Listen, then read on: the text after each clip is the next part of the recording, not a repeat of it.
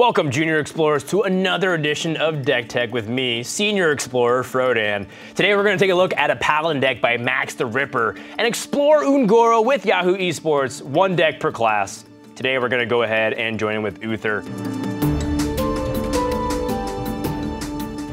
We're going to use a Murloc deck that MaxTheRipper has used to climb to the top ends of Legend. One of the interesting cards is Beardtide Hydra. You take a look at this card, it says whenever this minion takes damage, deal 3 to your hero. That's not really that big of a concern. The fact is that if it's not dealt with, we've seen 8/8s run away with the game. Definitely a worthy inclusion, but if you can't afford it, you can replace it with something else. We'll talk about that later. One of the interesting cards too is Adaptation. This is actually very strong because you're able to use Adaptation to keep a Murloc alive.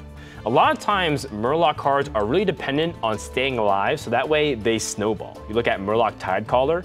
This card was Tunnel Trog and Mana Worm before those cards became a thing, really. You know, Murloc Tidecaller, every time you play a Murloc, gains +1 attack. I've seen it hit for 7, 8, 9 damage in one turn before. Rockpool Hunter, another MVP card of this deck list, primarily because it gives so much stats for 2 mana. If you're able to secure the board with a 1-mana minion, Vilefin Inquisitor, or the Murloc Tidehunter, you're able to utilize the Rockpool Hunter very effectively and run away with stats onto the board, very similar to Tunnel Trog and Totem Golem combinations from the past. If you're able to make it to turn 3, things like Cold Seer, Murloc Warleader, and Primal Fin Lookout just pretty much snowballs and cements your board.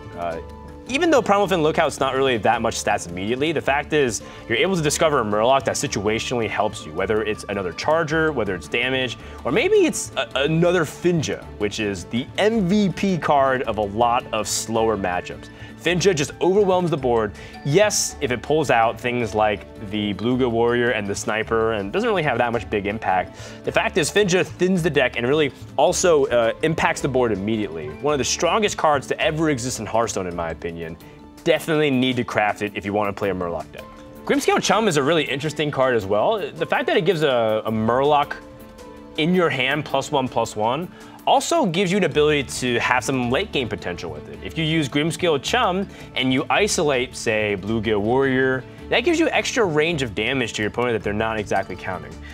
Not to mention the fact that Grimscale Chum is also really cheap, so it can combo with a bunch of other Murlocs that you really need to survive, such as giving Finja +1/+1 on turn 6. Say it's the only Murloc in your hand, you just play Grimscale Chum, then you play Finja the Flying Star, and it's a 3/5 surviving a lot of AoEs such as Flame Strike. Acidic Swamp Ooze seems to be the tech card of choice for MaxTheRipper, but I can easily see this being replaced by a Galaka Crawler, for example.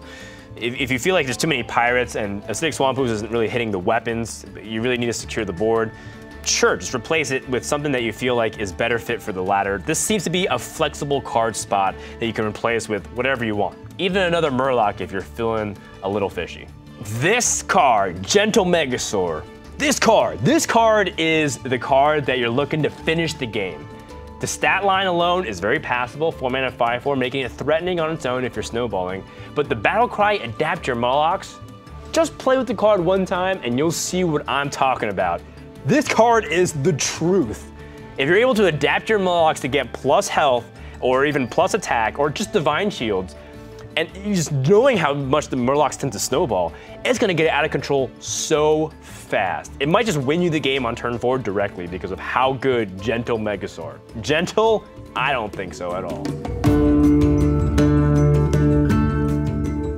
The strength of this Murloc Paladin is the fact that every card is so synergistic with every other Murloc that once you get the board, you're never really going to let it go. So make sure to try to keep your Murlocs alive by picking optimal trades that leave them at lower health as opposed to killing off a Murloc to preserve one single Murloc.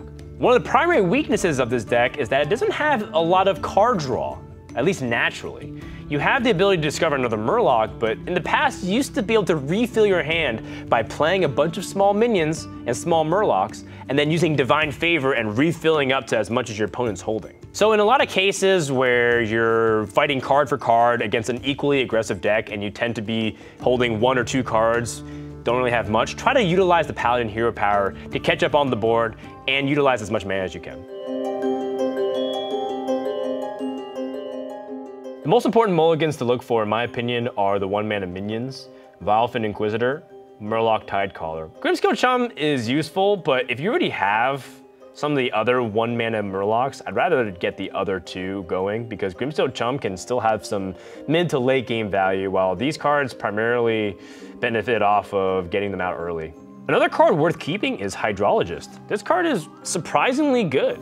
People thought that the secret from Paladins are not that impactful, but there's been a lot of hilarious situations where I've picked Repentance when I knew my opponent wanted to play a big taunt minion, or picked Eye for an Eye and I put the mage at 1 health and they just hit themselves and get past their own ice block. There's a lot of cool scenarios that Hydrologists introduce.